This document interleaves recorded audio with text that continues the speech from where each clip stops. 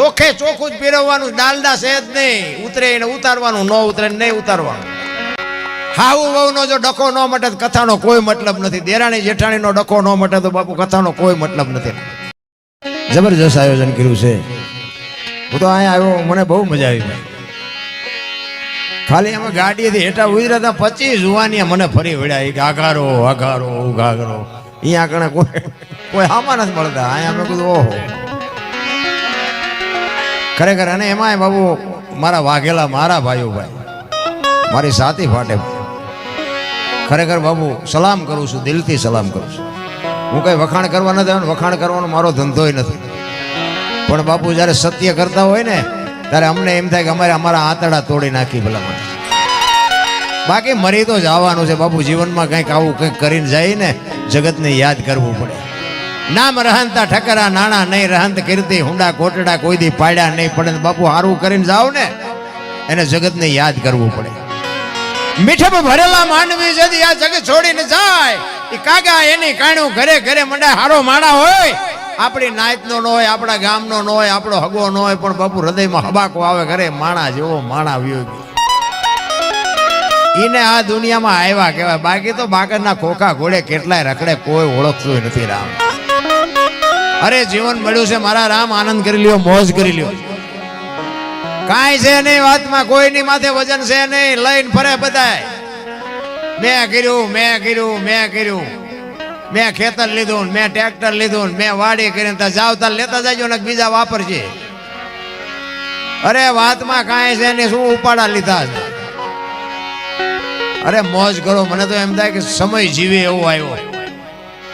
હે વાહન મકાન રૂપિયા લોઢા હવામાં ઉડે, વગર દોડે વાતું થાય, હિલોળા કરે એવું આવ્યું. આમાં જીવતા નો આવડે તો આંટો થયો એવું નથી લાગતું. આથી બીજું જોવે હું. આપણા ગઢા તમને કહું 2 ટાઈમ સારો રોટલો નથી મળ્યો. થીગડા ઉપર થીગડા દઈ દઈને મરી ગયા. અત્યારે ફાટલા પહેરવાનું ચાલુ કર્યું. એટલે જીન્સમાં જોવો માથા વ્યા જાય એવા પહેરે. એટલે આવા તો અમે પહેરતા હતા, ખબર જ નહોતી કે આવું ટાણું આવશે. ને કે એમે હાચવી રાખે તો અત્યારે તારી યાર એમે પહેરે. અરે એક આંગળી જાય એટલું ફાંકવું હોય તો આપણી માં એમ કે લાય લાય બેટા 2 ટાંકા. દેહના પ્રદર્શન ન હોય મારા રામ.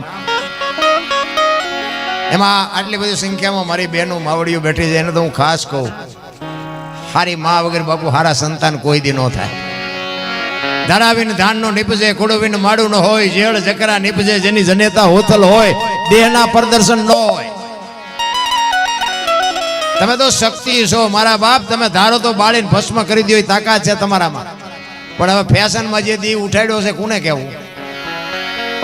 અરે વાપરો, તમને ભગવાને આપ્યું, ખાઓ પીવો, વાપરો, મોજ કરો. પણ આ તમે ધારો એટલી બધી દુનિયા હારી નથી રામ.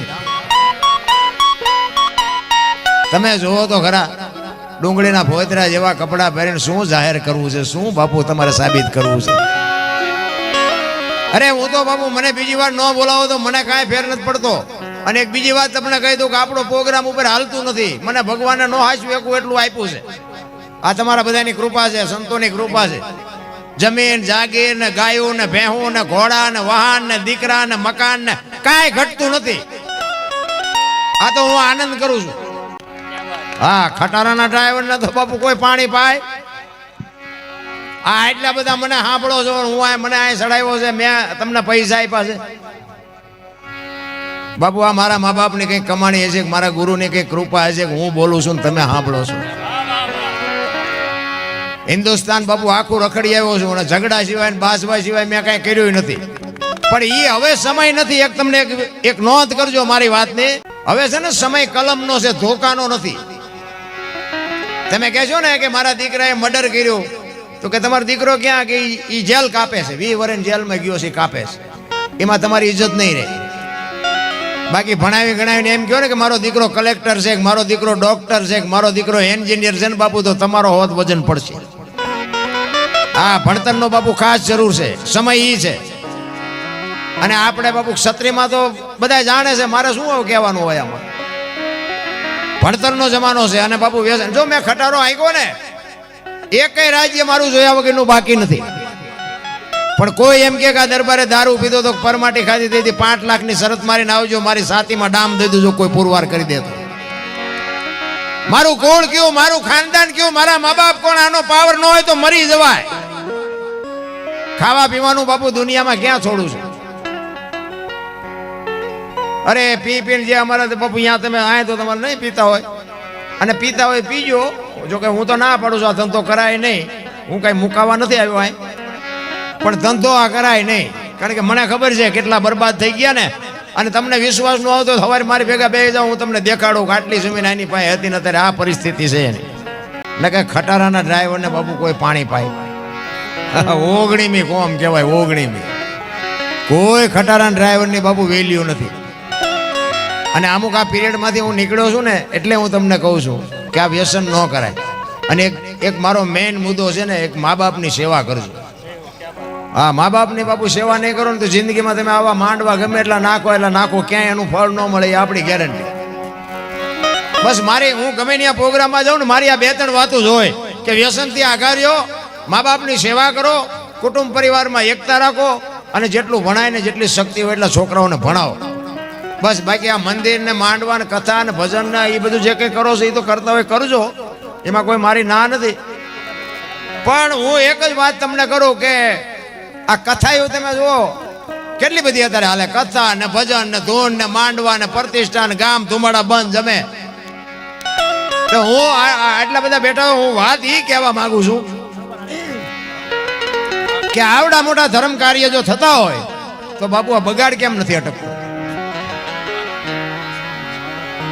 હા, કનુભાઈ વાનેર સાહેબનું સ્વાગત છે. આટલા બધા માણસો દાનમાં પૈસા આપે છે, ખોટા છે એવી કોઈ મારી વાત નથી. પણ હું કહેવા એ માગું છું કે આ દુનિયામાં બગાડ કેમ નથી અટકતો? આટલું ગઢા આપણા ગઢા કરી નહોતા શકતા. વિચારવા જેવું તો છે કઈ.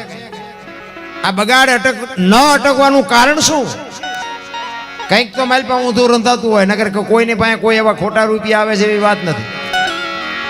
તમને એક જ વાત કરું, તમારા ગામમાં એક રામકથા બેહાડો અને રામકથા ચાલુ થાય, ગામ આખું ભેગું થઈને સાંભળે, ગામ આખું ભેગું બેહીને જમે. પણ કથા બેહાડ્યા પછી બાપુ વક્તા બાપુ વાત કરતો હોય, રામ ને ભરતનો પ્રસંગ આવે અને ભાઈ ભાઈનો જો વિખવાદ હોય, અને એ પ્રસંગ સાંભળ્યા પછી જો ભાઈ ભાઈનો વિખવાદ મટે નહીં તો કથાનો કોઈ મતલબ નથી. નારાયણ હાઉ વહુનો જો ડખો ન મટે તો કથાનો કોઈ મતલબ નથી. દેરાણી જેઠાણીનો ડખો ન મટે તો બાપુ કથાનો કોઈ મતલબ નથી. નકર આ કથામાં ફાયદો કોને? આ સાઉન્ડ વાળાને, મંડપ વાળાને, કલાકારને, સાજિંદાને. તમારે શું? આ કથા છે ને, નકર બાપુ કથા તો એકની એક જ નથી. રામ કથા હોય, અયોધ્યા નગરી, દશરથ રાજા ને 4 દીકરા, રામ વનમાં ગયા, સીતાજી રાવણ લઈ ગયો, હનુમાનજી અહીંયા ગયા, રામે રાવણ ને માર્યો ને આવતા રહ્યા. વાત તો આ એકની એક જ છે. શું હાંભર કરવી?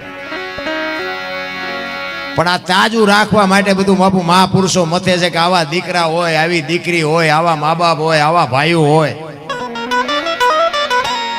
પણ મંડપમાં બેઠા હોય ત્યાં સુધી તમે જુઓ તો આમ વેરાગ લાગ્યો એવું હોય ને, બહાર નીકળે તો આમ ખંખેરીને હાલતા થઈ જાય. આય નહીં ભલે પડ્યું કાંઈ નથી લઈ જાવ. આ જ બીમારી છે રામ જીવનમાં. મને ઘણા બધા કીધું તમારા વિડીયા મેં બહુ જોયું, વિડીયા જોઈએ કાંઈ નહીં વળે, એમાં હું બોલ્યો એ ખરું. વિડીયામાં તો ઘણું બોલ્યો છું, અને હું કોઈને કહેતો નથી કે લાઈક કરજો ને કોમેન્ટ કરજો ને, એ મારો વિષય નથી. અને એ તો બધા ભિખારી વેડા કહેવાય, એ મારું કામ જ નથી ના. એ તો ઓલો 1000 હાથ વાળો દે તેથી ભૂખ ભાંગે, તમે 2 હાથ વાળા શું દેતા હતા? કોઈ ન કરતા કોમેન્ટ લાઈક. પણ આમાંથી હું જે બોલું એમાં જો મગજમાં ઉતરે ને તો એકાદી વાત બાપુ જીવનમાં ઉતારજો ને ઉપયોગમાં ન આવે તો બાપુ મારું તમારું ખાહડું ને મારું મોઢું ભલા મને. આપણે તો બાપુ હા ચોખ્ખે ચોખ્ખું જ પીરવવાનું, ડાલડા છે જ નહીં. ઉતરે એને ઉતારવાનું, ન ઉતરે નહીં ઉતારવાનું. હા, હું તો સત્ય જ કહેવાનો. જીવન જીવવા જેવું છે જો જીવતા આવડે. આપણા ગઢાને 2 ટાઈમ રોટલો નથી મળતો પણ દાણા નથી ચોરાવતા. ખારા ભૂખ્યા ચમ રહેવી છે? મૂક્યાનો માર્ગ નથી તોય નકરા દાણા ચોરાય કરે. અમને શું નડે છે? અમને શું નડે? ઓલા માવતર ઘરે ભૂખ્યા છે એ નડે, બીજું કાંઈ નડતું નથી. વૃદ્ધાશ્રમમાં હમાતા નથી મા બાપ. તમે જોવો તો ખરા, દેહના કોથળા કરી નાખ્યા દીકરા હાટું થઈ. એની આતડી બાપુ કાંઈ નહીં કહેતી હોય. અને આપણે અહીંયા મૂક્યા હોય તો આપણી પ્રજા આપણને હક લેવા દે છે. તૈયારી રાખવાની જ તે. આપણે મૂક્યા હોય છે તો આપણી પ્રજા આપણને મૂકવા આવવાની. એમાં કોઈ છોડાવવાનું નથી રામ. એટલે જ મહાપુરુષો બાબુ તમને ને મને ઘણી બધી સહન કરી છે